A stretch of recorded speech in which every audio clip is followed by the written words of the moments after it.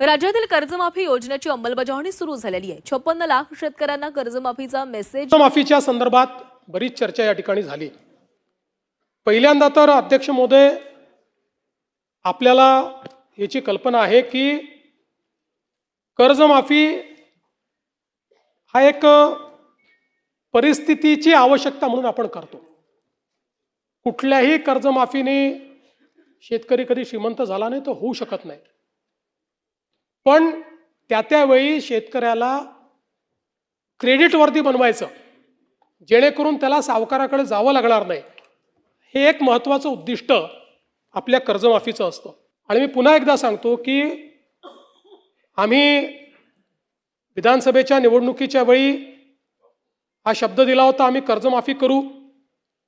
खरं म्हणजे आम्ही 2029 पर्यंत थांबू शकलो असतो, कारण सगळ्या निवडणुका जिंकलो आहोत आम्ही, कुठल्या निवडणुका बाकी नाही आहेत। पण आम्ही तसं केलं नाही।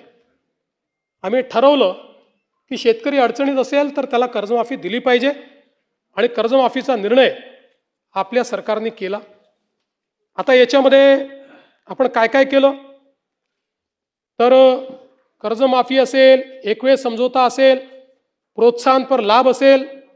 खरं म्हणजे एक गोष्ट मला अजून लक्षात आणून दिली पाहिजे की या कर्जमाफीच्या व्यतिरिक्त दरवर्षी हे सरकार आहे महायुतीचं 25,000 कोटी रुपये वीज माफीची देतं शेतकऱ्यांना। 25,000 कोटी रुपये दरवर्षी हे पैसे भरावे लागतात, हे माफ नाही होत, हे भरावे लागतात दरवर्षी।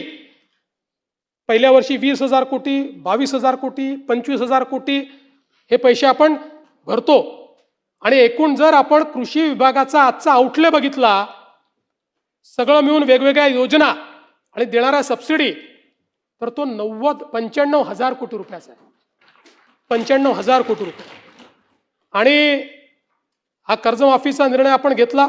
आपण राष्ट्रीयकृत बँका, व्यापारी बँका, खाजगी बँका, जिल्हा मध्यवर्ती सहकारी बँक सगळ्यांची बैठक घेतली, आणि या ठिकाणी त्याच्या आधारावर सगळा डेटा घेतला, आणि त्यानंतर मिळालेल्या माहितीच्या आधारावर पुण्यश्लोक अहिल्यादेवी होळकर शेतकरी कर्जमुक्ती योजना आपण तयार केली। आता असं देखील म्हणण्यात आलं की 12-13 हजार कोटीचाच लाभ मिळेल आणि 36 लाख शेतकऱ्यांवर अन्याय होईल। हे विधान पूर्णपणे चुकीचं आहे, हे योग्य नाही आहे। खरं तर 56 लाख शेतकऱ्यांना 36,585 कोटीचा लाभ देणारी ऐतिहासिक अशा प्रकारची योजना आहे। आता मी आपल्या लक्षात आणून देतो, आपल्या काळामध्ये महात्मा ज्योतिराव फुले शेतकरी कर्जमुक्ती योजना तयार झाली होती। यामध्ये केवळ अल्पमुदत पीक कर्ज आणि पुनर्गठित कर्जासाठी 2 लाख रुपयापर्यंत ही योजना तयार केली होती। मात्र पुण्यश्लोक अहिल्यादेवी होळकर मध्ये आपण 2 लाखापेक्षा जास्तही ज्यांची थकबाकी आहे त्यांनाही 2 लाखापर्यंत देतोय। आपल्या योजनेत 2 लाखावर 1 रुपया जरी वर असेल तरी त्याला कर्जमाफी मिळालेली नाही।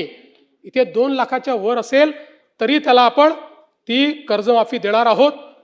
आणि आपण जर बघितलं तर महात्मा ज्योतिराव फुले शेतकरी कर्जमाफी योजना जी आहे, याच्यामध्ये 32 लाख शेतकऱ्यांना त्या ठिकाणी लाभ मिळाला होता।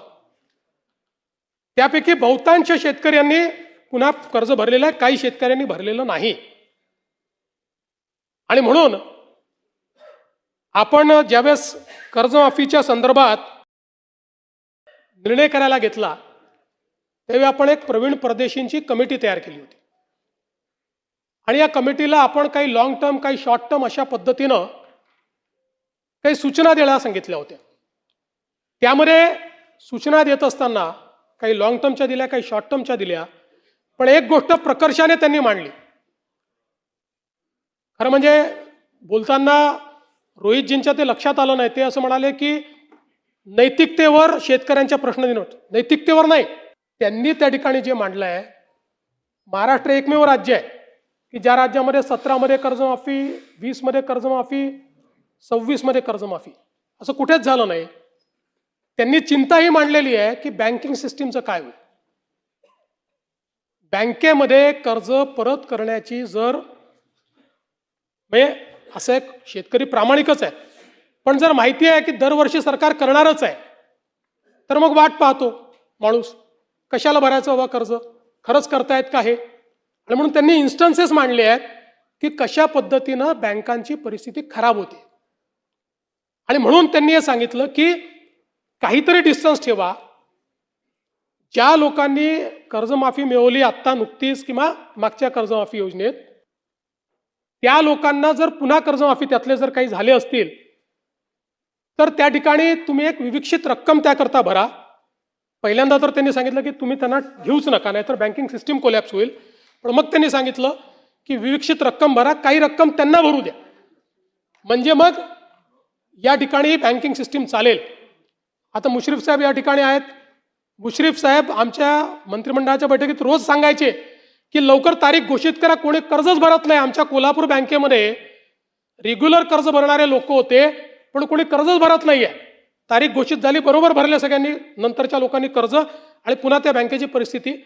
आज तुम्ही बघा, नागपूरची आमची बँक 90% नागपूरची बँक मागच्या घोट्यात बुडली.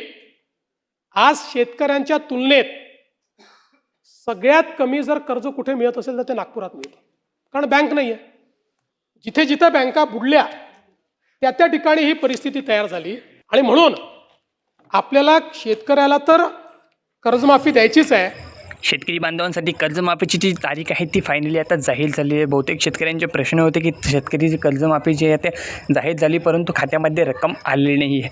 याचे कारण म्हणजे ज्या अटी होत्या त्या अटी या अधिवेशनामध्ये रद्द करण्यात आल्या. 50,000 रुपये शेतकऱ्यांना मिळणार होते, ते आता 2 लाख रुपये प्रति शेतकरी मिळणार आहे. सोबतच पीक विम्याचे 17,000चे शेतकऱ्यांचे पैसे आहेत ते सुद्धा थकीत होते. आता प्रत्येक शेतकऱ्याला हेक्टरी 17,000 रुपये मिळणार आहे. 2 हेक्टर असेल तर त्यापेक्षा जास्त रक्कम शेतकरी बांधवांच्या खात्यामध्ये जमा केली जाणार आहे. यासाठी जो अधिवेशनामध्ये आहे तर बहुतेक जे मुद्दे आहेत ते मांडण्यात आले. पीक विम्याचाही मुद्दा मांडला गेला आणि शेतकरी कर्जमाफीचा सर्वात महत्त्वाचा जो मुद्दा होता तो या अधिवेशनामध्ये मांडला गेला. शेतकऱ्यांचे बहुतेक जे प्रश्न होते ते त्यांनी त्यांच्या आमदारांकडे मांडले. जसे की रोहित पवार असेल, रोहित पवारांनी वेळोवेळी अधिवेशनामध्ये जी मागणी होती ती केलेली होती, कारण शेतकऱ्यांचे जे कर्ज होते ते शेतकऱ्यांना मिळू शकत नव्हते. 36 लाखापेक्षा जास्त शेतकरी यामध्ये अपात्र ठरले होते. यासाठी शेतकऱ्यांसाठी त्यांनी आंदोलनही पुकारले आणि वेळोवेळी निवेदनही दिले. आणि अंतिम आठवड्यामध्ये सुद्धा ते अधिवेशन होते, त्यामध्ये सर्वात जास्त जे माहिती आहेत आणि शेतकऱ्यांचे पुरावे त्यांनी ते सादर केले, आकडे सादर केले. त्याच कारणाने शेतकरी बांधवांना जी रक्कम आहे त्या 50,000वरून 2 लाख रुपये आता प्रति शेतकरी मिळणार आहे. शेतकरी बांधवांसाठी अतिशय महत्त्वपूर्ण ही माहिती होती आणि वेळोवेळी आपण शेतकरी बांधवांसाठी जे अपडेट आहेत सर्वप्रथम आपल्या चॅनलवरती आणत असतो. सोबत लाडकी बहीण योजना असो किंवा कुठल्याही राज्य सरकारच्या जी योजना असो, ते सर्वप्रथम जी माहिती ते आपण आपल्या चॅनलवरती आणत असतो. तुम्ही अजूनपर्यंत आपल्या चॅनलला सबस्क्राईब केलं नसेल तर लवकरात लवकर चॅनलला सबस्क्राईब करून ठेवा, कारण कर्जमाफीची सर्वात महत्त्वाची जे अपडेट आहे ते आपण सर्वप्रथम तुमच्यासाठी आणणार आहे.